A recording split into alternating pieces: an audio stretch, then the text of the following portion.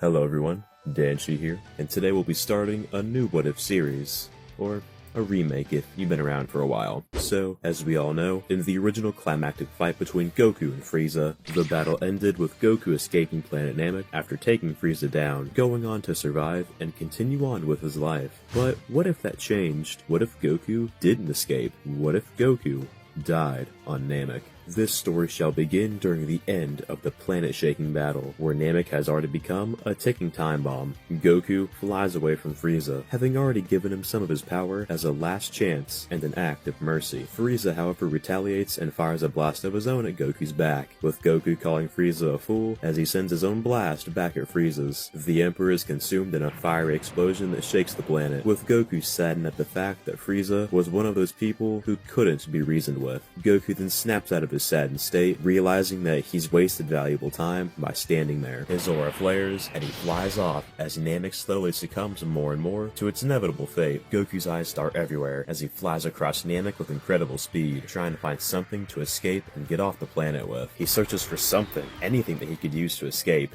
However, his options were already thin. Frieza's ship, along with his own ship he had come to Namek on, had already been consumed by the molten lava erupting from Namek's core. Goku's eyes light up as he then spots one of the Ginyu Force's pods, and he rockets towards it as fast as he can. But before he can reach it, the pod is devoured by the lava erupting from the ground. And now, he's truly left without any option to escape. Goku curses, knowing he can't breathe in space either if he does manage to survive the explosion, realizing he's going to die along with Namek. Goku yells out, his aura flaring to the maximum. He roars out with all the energy he can muster, lava shooting up around him as a desperate final attempt to survive. Unfortunately, Namek finally succumbs to its fate and explodes, becoming nothing but space dust in mere seconds. From star systems away, an orange glow appears as Namek's death occurs, and with the death of planet Namek came the death of the Super Saiyan of legends, Son Goku, the man who took down the greatest tyrant in the universe, the greatest protector of Earth, is no more. Back on Earth, the Z Fighters soon find out about Goku's second death. They hastily gather up the Dragon Balls, attempting to revive him. However, they're hit with a sudden realization that they can't. Goku already died against Raditz and was brought back to life by Shenron, so they can't do it again unless they use Porunga. As they discuss reviving Goku later down the line, once Namek's Dragon Balls were usable again, they suddenly hear a voice in their heads, and it's Goku. Goku, speaking through King Kai, tells them to not even bother wasting Namek's Dragon Balls on reviving him because he didn't want to come back. Goku explains that multiple of the Earth's biggest threats have appeared because of him. Piccolo Jr. and the Saiyans became threats to Earth because of himself, and Goku even states that Frieza would have eventually attacked Earth if he didn't know about Namek or their Dragon Balls. Goku also decides to not return to Earth as he believes that Gohan will eventually surpass him as he grows up, becoming the new protector of Earth in his place. Goku's confident in the fact that his son will grow up with power beyond his wildest dreams, knowing that the Earth will be in safe hands when future threats arrive, along with the fact that Piccolo has clearly turned a new leaf due to Gohan. Goku would also tell the others that he's going to make sure to train up Krillin, Yamcha, Tien, and Chaozu while they're on King Kai's planet for the next year until they're revived. So, Earth will definitely be alright without his help. So as you can clearly tell, I'm going for a sort of what if Goku died early and stayed dead early type of story, if you couldn't tell already. But back to the story, upon everyone being informed of what Goku wanted to do, they're all saddened at the news that Goku does wish to stay dead, though they come to terms with it as time goes on. Vegeta himself is very frustrated at the fact he'll never be able to fight Kakarot as a Super Saiyan. The warrior of legends was dead, just like that. Vegeta felt like he had lost all hopes and motivations for fighting, as the Super Saiyan was gone. At the same time, however, Vegeta felt pure anger and rage for not being able to become a Super Saiyan himself. During this year of peace before King Cold and Frieza show up, Vegeta is able to become a Super Saiyan due to the frustration and humiliation he felt of not being able to become one against Frieza. During the fights on Namek, Vegeta proclaimed himself as a Super Saiyan, yet clearly he wasn't one. Vegeta was also very upset at the fact he would never be able to face Kakarot again or become as strong as him. Gohan would train with Piccolo during this year, as Gohan actually wants to train to become more powerful, wanting to follow his dad's legacy and become stronger to protect Earth. On King Kai's planet, Goku and King Kai were pretty surprised to see how quickly the humans got through the basic training on the planet, as they get used to the high gravity and not too much time. Goku sort of expected this though, as they started training here, being a lot more powerful than Goku was when he first showed up for King Kai's training. And now with plenty of time left, they can get to the really fun part, which was learning the Kaioken and the Spirit Bomb. Goku and King Kai both helped the human Z fighters, and Goku got excited as his friends grew stronger, happy to see them progressing. Despite the human fighters obviously not having the advantage of Saiyan biology, the amount of extra time they have in this year to learn and master King Kai's techniques, along with the fact that they're dead, means they're able to make some excellent progress. As time passes by, one day they're all sitting outside of King Kai's house chatting as he prepares a large batch of food for them, forcing Goku to help him out in doing so. As he walks up though and sets the food down, he turns and almost has a heart attack. Goku hears the commotion, walking out and panicking as well. Krillin asks him, "What's up?" before he pats his own head. Krillin, Tien, Yamcha, and Chaozu have been revived. Their halos are gone. The human Z fighters, Goku, and King Kai all share one final meal together, discussing old times and future ones to come. King Kai then begins to panic, informing them that King Cold, along with Frieza, are on their way to Earth. Krillin, Tien, Yamcha, and Chaozu then turn to Goku. They all have sad expressions on their faces, and they all share one big hug, with Goku telling them to make sure that Gohan grows up well and to keep the Earth safe from danger. As the others begin flying towards Earth over Snake Way, Krillin turns to Goku, telling his best buddy that he'll miss him. Goku responds that he'll miss Krillin too, before Krillin races off to catch up with the others. Goku turns, looking up in the sky, believing in his friends to keep the Earth safe. King Cold and Frieza land on Earth, exiting their spaceship and ready to confront the fighters of Earth. The human Z fighters arrive as well behind Gohan, Piccolo, and Vegeta, with all of them ready to fight. Vegeta steps up, confident and prideful that he could take down Frieza, before someone else confronts Frieza first. A strange purple-haired boy transforms into a Super Saiyan, taking down King Cold and Frieza with little effort. This shocks all the Z fighters, especially Vegeta. He wonders who this kid is, how he's so strong, and how he could become a Super Saiyan as well. As he walks up to the boy, the stranger turns to Vegeta and the other Z fighters, telling them that he needed to wait for Goku to show up. Vegeta laughs, telling the boy that Kakarot won't be coming back anytime soon, as he's dead. The boy is surprised as he hears this, wondering in his head if he went back to the wrong point in time, as Goku shouldn't be dead yet. Vegeta speaks up again, telling the boy that Goku had died in Namek's explosion, and Trunks decided to just introduce himself to the Z fighters. He tells them that his name is Trunks, obviously not telling any of them that he's the son of Vegeta and Bulma, but he gives out his name at least, so he seems more trustworthy. Even though this is an alternate timeline, Trunks doesn't want to just see another world get destroyed, and so he tells them all about the threat of the androids that will appear in 3 years' time, who are stronger than Frieza as well. If you couldn't tell already, I'm deciding to keep Trunks' timeline the same as it was in canon, but instead he travels to a different timeline, aka this one, where Goku has died on Namek. Anyways, Trunks then tells the Z fighters that he will come back in 3 years when the androids attack, leaving in his time machine. Now, the Z fighters begin their training for the androids. Vegeta decides to suck up his pride, knowing Kakarot is gone, along with there being nobody else strong to train with, so he decides to join Piccolo and Gohan as they train through the time skip. During this time skip, Piccolo decides that with Goku not being around, they need to make sure the Dragon Balls are stronger in case they need them in the future, and he practically forces Kami to upgrade them. The human Z fighters would train with each other, occasionally joining these three, and the main thing of note is that they push their Kaioken much further than what Goku was able to do on Namek. Piccolo, Gohan, and Vegeta would be a decent bit stronger than their canon selves, although not enough to where it's a huge difference. The humans, however, are much stronger. You'll see what I mean. As the android saga begins, things take a turn as Dr. Gero attempts to kill Yamcha. Dr. Gero grabs Yamcha, and to escape his grip, Yamcha powers up into a high level of the Kaioken and kicks Gero back. Surprisingly to both Yamcha and Gero, his kick is very strong, powerful enough that it sends Gero off the island, creating a huge shockwave.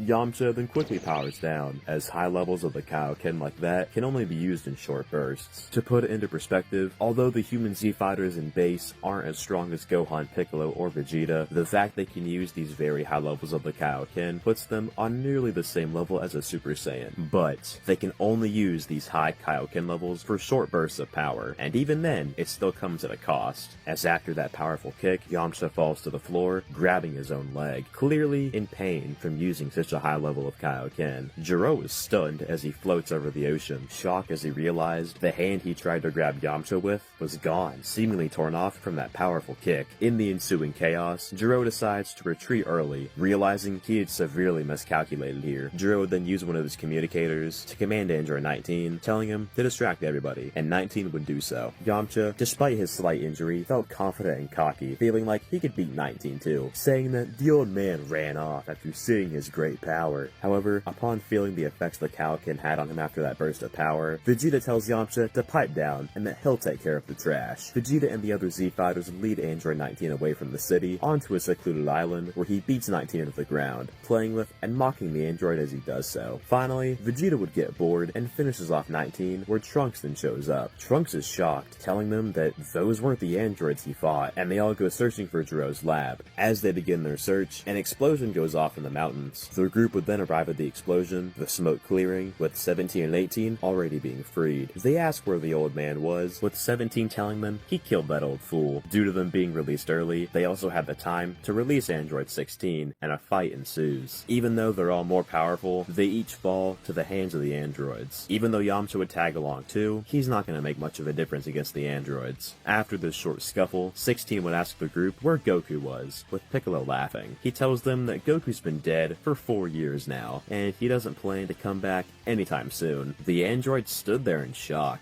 not knowing what to do. Jiro was dead, and so was Goku. All they had in their programming was to kill Goku. After beating the Z fighters, the 3 androids fly off, trying to find some sort of purpose for their lives. Krillin, although he didn't fight, still felt a bit guilty, knowing he could have helped a bit. He feeds everyone their senzu bean, and Trunks wakes up first. Although Trunks notes that these androids aren't as destruction hungry and crazy as his timeline's version of them, he doesn't want to take any chances, knowing he needs to stop them. Personally, I would rather keep the androids like this because, in the canon story, the present androids never went around destroying everything in their path like they did in the future, so I don't see why that would change here. Perhaps you could sum it up to them not wanting to follow Jiro's programming since he's dead.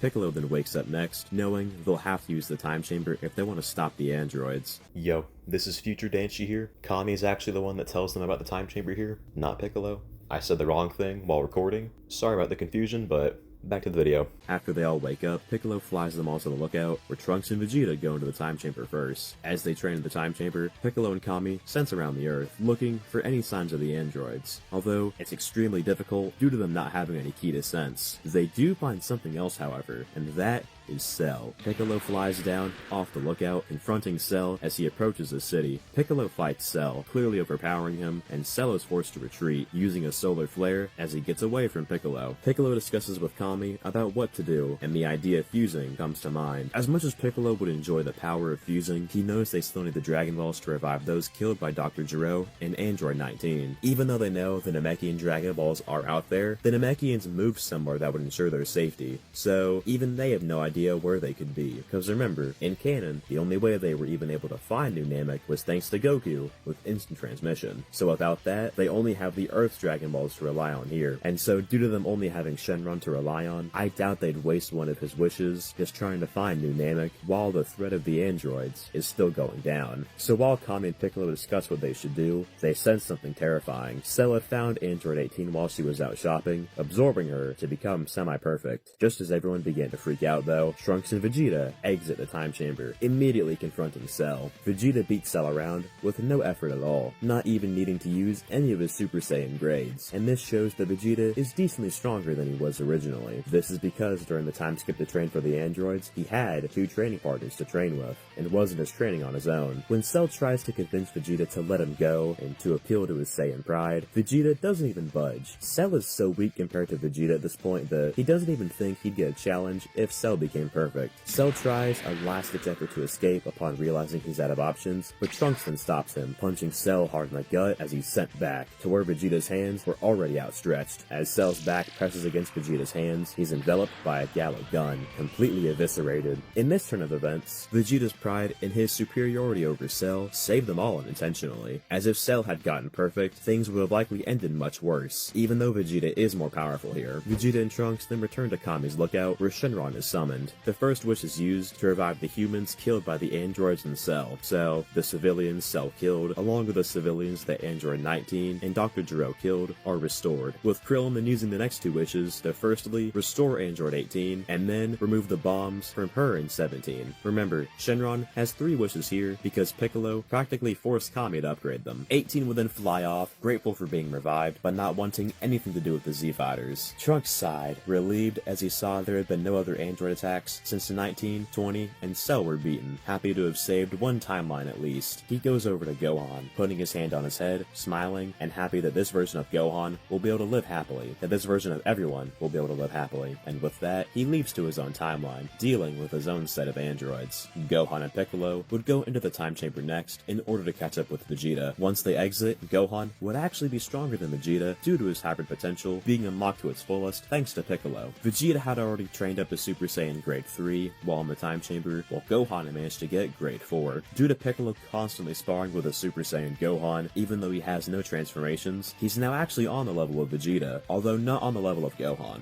Piccolo doesn't fuse with Kami, as now he was more than capable of dealing with a threat like the androids by himself, not seeing a need to fuse with Kami. I think this is fair, because although he obviously doesn't fuse with Kami here, he actually trains with someone in the time chamber, instead of just going in there by himself, which would give him a substantial boost to his power. Krillin and Tien would go into the time chamber next, and although they are on the level of the Super Saiyans or Piccolo when using their full power, they're not very far behind either. Yamcha and Chaozu themselves decide to not go into the time chamber, deciding to kinda just relax now that everything has been dealt with. Now, the 7-year time skip begins. Gohan keeps up his training, still remaining the strongest on the planet. However, Gohan can't keep up with his training as much as he'd like to, as he makes sure to keep his mom proud as well by keeping up on his studies and maintaining a good balance. Despite Goten never being born here obviously, and Chi-Chi being quite stressed without Goku around, she's very proud of Gohan for following in her footsteps and his father's footsteps, happy that Gohan's able to maintain a balance of training and studies. Due to Vegeta settling into Earth society a little bit earlier after Goku's death, he's actually a lot more mellowed out by this point. He keeps up with his training by sparring with Gohan and Piccolo, with Gohan and Vegeta both unlocking Super Saiyan 2 at some point in the 7 years. As Vegeta mellows out more, he actually spends more time with Bulma instead of training 24/7, having another kid with her, resulting in Bulma being born early. So in this story, Trunks is actually just a few years older than his sister.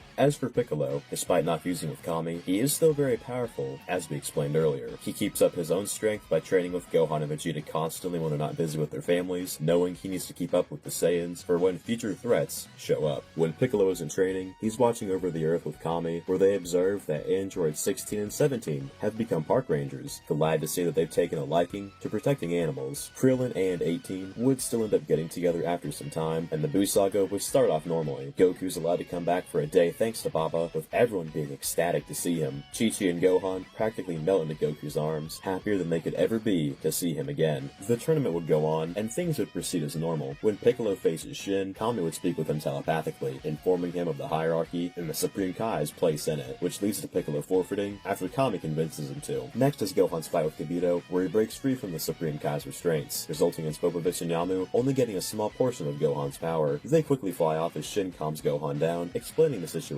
Although they only got a small portion of Gohan's energy, it fills the meter of Buu's egg to 70%. If they had gotten any more, he likely would have been revived. Soon, the group would arrive at Babidi's ship, with Goku staying back at the tournament arena, wanting to see how everyone on Earth could handle the threat. Dabur would attempt to sneak attack Kibito, however, he's intercepted by Piccolo, getting punched away by the Namekian, with Dabur retreating back into the ship. He tries to spit and turn Piccolo into stone, however, all he manages to do is turn Piccolo's weighted clothing into stone, which he'd throw to the side. Gohan and Piccolo would waste no time clearing through Babidi's minions as they travel through his ship, not hesitating, as they don't want to take any chances with reviving Buu, taking Shin seriously. Dabura is quickly defeated, blasted away by Piccolo as they approach the final level to Babidi himself. He attempts to take over Vegeta, but that's not going to work. Like I already stated, Vegeta's had much more time to mellow out here, meaning he doesn't have any malice for Babidi to manipulate. On top of that, he's come to terms long ago with the fact he'll likely never face Kakarot in combat again, and Vegeta's already been quite satisfied after having multiple great all-out fights with Piccolo and Gohan over these past years. And even though Vegeta would feel a little bit envious, not getting any chances to fight Babidi's minions, he doesn't really care, as he's anticipating his fight with Kakarot in the tournament. Not out of malice, but for fun. Piccolo doesn't have any evil inside him to be manipulated either, and Babidi wouldn't have enough energy to revive Buu. And so, he's found and killed, with Shin terrified as he looked at Buu's egg, realizing how close he was to being freed. The Z fighters would then return to the tournament, and even though it was delayed a little bit as they left to deal with Babidi, they were now able to continue the tournament properly. Shin and Kibito decided to stay and let them complete their tournament, as it was what they deserved after saving the universe by stopping Buu's revival. Goku was glad to hear they were able to deal with everything, telling Vegeta that his son Trunks won the junior division, with Vegeta proud of him. Some other fights would occur before the main spectacle, such as Krillin versus Tien. Both of the human fighters would show off their high levels of Kaioken before Krillin wins the fight in the end. Next, Krillin and Goku had a heartfelt rematch, reminiscing of old times before Goku became victorious. Vegeta goes through his fights pretty easily, with the final matchup being Goku versus Vegeta. As for Gohan and Piccolo, those two ended up forfeiting when they left. Gohan had forfeited to look after Videl when she got beat by Spopovich, while Piccolo forfeited because of Shin. Now, Goku and Vegeta step into the ring, smiling at one another. They had both been waiting for this rematch for years, with everyone watching on in anticipation. They were excited for the rematch, as this time they could go all out one final time, not as a death match between enemies, but as a fun match between rivals.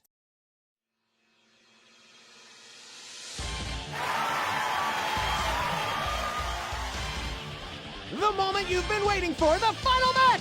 Which fighter before us right now will be crowned the greatest martial artist in the world?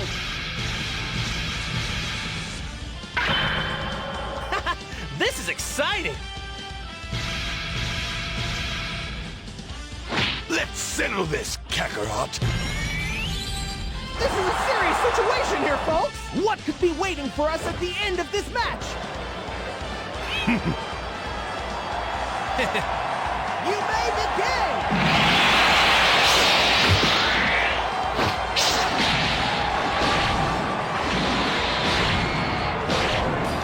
Is that all? How dope!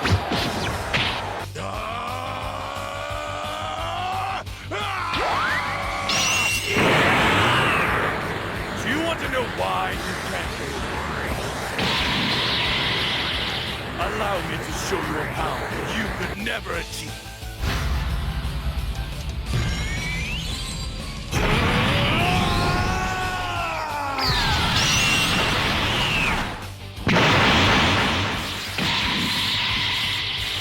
Unless you stop holding back, you're never going to beat me!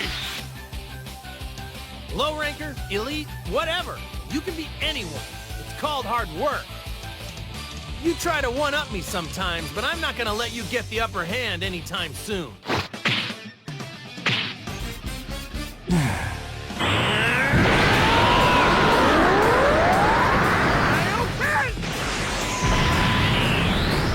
Do you really think you can beat me in that form? Ready for this?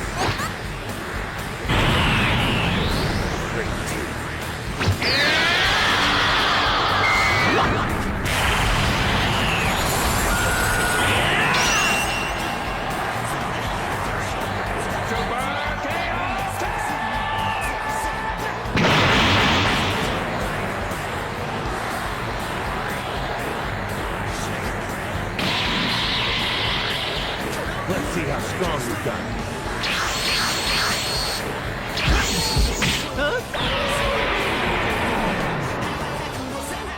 Stop toying with me!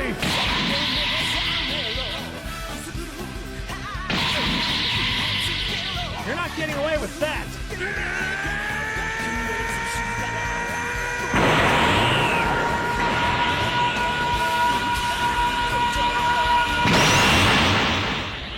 Let's finish it!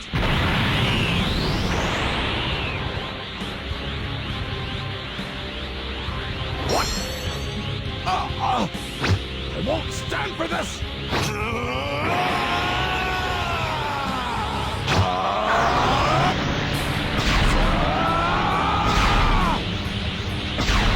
Try this on for size! Final!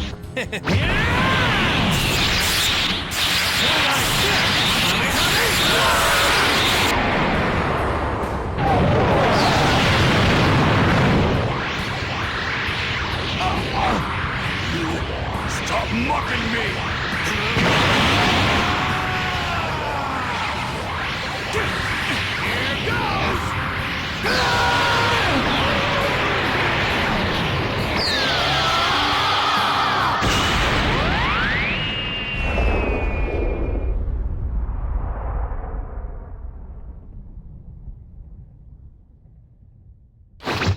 Winner! A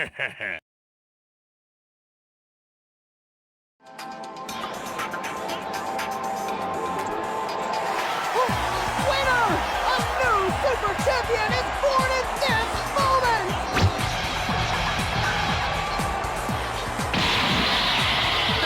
Now this is what fighting is about! Shoot!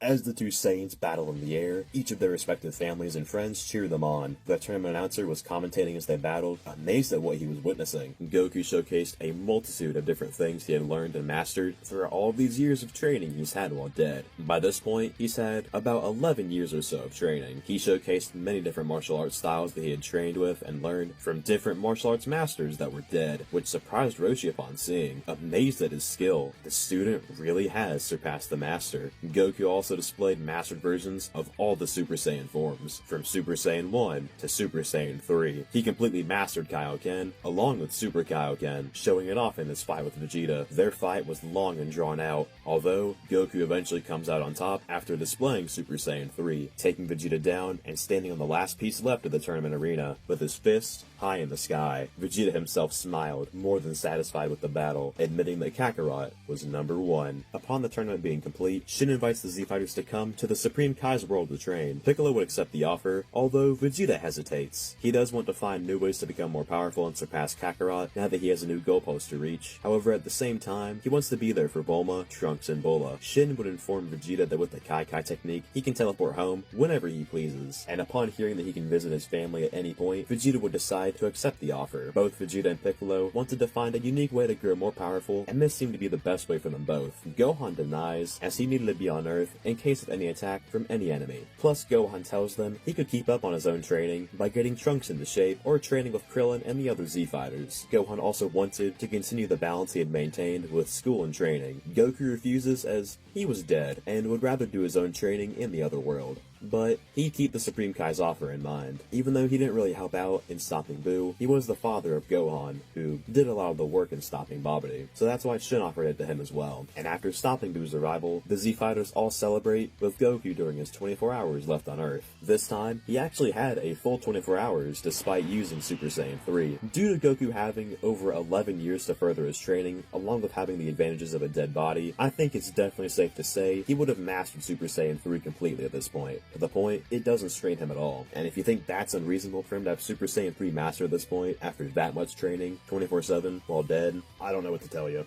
But regardless, Goku's final day on Earth is spent with many reunions, as Goku reunites with Roshi, Krillin, Tien, Yamcha, Bulma, Piccolo, and multiple of his other friends. Goku would also show Piccolo a trick some Metamorphs taught him a while back. He tells Piccolo about how to use this dance just in case they need it, and although Piccolo thinks it looks silly, he'll keep it in mind. Goku would spend his final hours on Earth with Gohan and Chi-Chi, proud of how far his son had progressed. Goku was not only proud of how strong his son had become, but also proud of his progress with school. During this final day, Chi-Chi and Goku would spend a lot of time together in private, and Baba would then finally arrive as Goku's time ran out. Goku hugged Gohan and Chi-Chi one final time, telling them how proud he was of both his wife and son. He told Gohan to keep taking care of his mother as he gave them a heartfelt goodbye, leaving with Baba. Soon afterwards, Piccolo and Vegeta were taken away by Shin to be trained under himself and Kibito. The first thing Vegeta learns is the Kai, so he can easily teleport from Earth to the Kais, able to visit his family when needed. Over this time, they train with the Z-Sword, and Vegeta would end up breaking it, after wanting to test out how durable the sword is. This causes the Elder Kai to be free, offering to unlock Vegeta's potential, but he refuses. Piccolo, however, takes him up on the offer, getting his potential unleashed and awakening his ultimate Namekian form. Vegeta is amazed by Piccolo's jump in power, now having another goalpost to strive towards, but he still refuses to do the Elder Kai's ritual. He wants to gain power in his own way, on his own terms, and with his own strength. Vegeta would always demand for Piccolo to use ultimate when sparring, and thus, Vegeta would grow much more powerful in strength as he constantly spars with an ultimate Piccolo. Vegeta masters his Super Saiyan 2 through his intense training with ultimate Piccolo, and is trying to strive for Super Saiyan 3 after Kakarot showed it to him in their fight. As for how strong Piccolo is, we're gonna have to take a look at how Gohan was canonically. Ultimate kind of changed as the series progressed, with it at first being like a, above Super Saiyan 3 type of multiplier, but then as the series went on and Gohan trained again, it became a Super Saiyan Blue tier amp. So for now, it's going to be around that level, where it's a Super Saiyan 3 amp or above,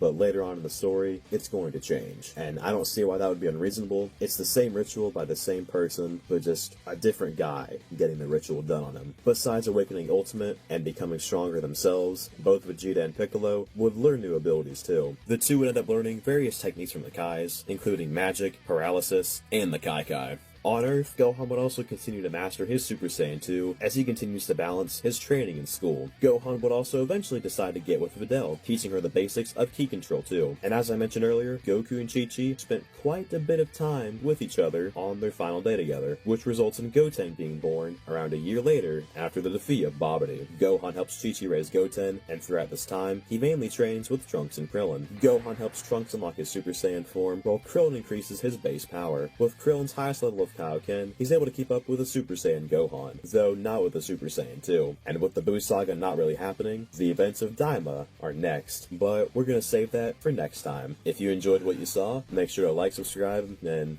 all that good stuff if you want to see part 2. I've got quite a few interesting things planned for Daima if you want to see that, so yeah, just let me know. And if you'd like to, feel free to become a channel member. I don't really got much else to say, and I'll see you next time. Also, by the way, go check out xHypa. He animated that super cool fight between Goku versus Vegeta. Go check him out. His DeviantArt link is in the description. He's a cool dude. And yeah, bye for all this time. See ya.